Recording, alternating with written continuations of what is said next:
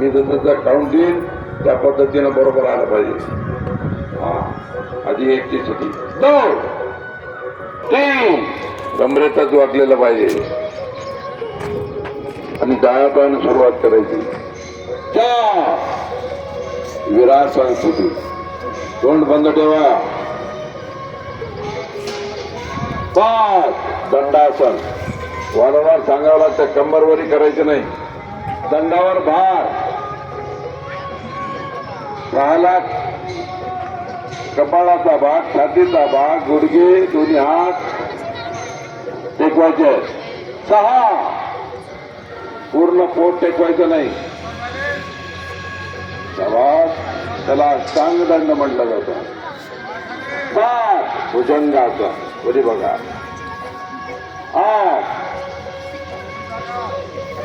9 10 11 12